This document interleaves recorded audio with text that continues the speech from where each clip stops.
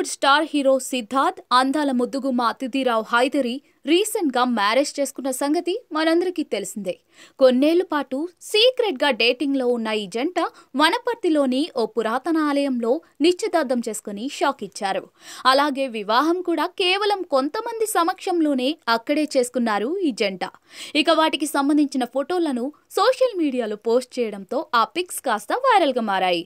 అయితే తాజాగా సాహిత్య ఆజ్ తక్ 2024 సదస్సుకు అతిథిరావు కూడా హాజరయ్యారు. అక్కడ తన పెళ్లి గురించి ఇంట్రెస్టింగ్ కామెంట్స్ చేశారు అతిథిరావు.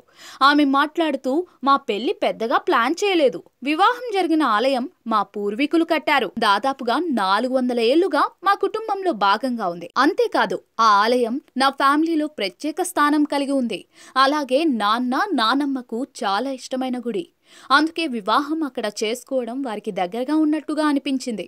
వారి ఆశీస్సులు కూడా మాకు అందాయి అని అతిథిరావు హైదరి చెప్పుకొచ్చింది. ప్రస్తుతం ఈమె చేసిన కమెంట్స్ నెట్టింట వైరల్ గా మారింది. ఇక ఈ భామ సినిమాల విషయానికి వస్తే ఈ ఏడాది సెన్సేషనల్ డైరెక్టర్ సంజయ్ లీలా బన్సాలి తెరకెక్కించిన హీరా మండి అనే వెబ్ సిరీస్ లో నటించి మెప్పించింది.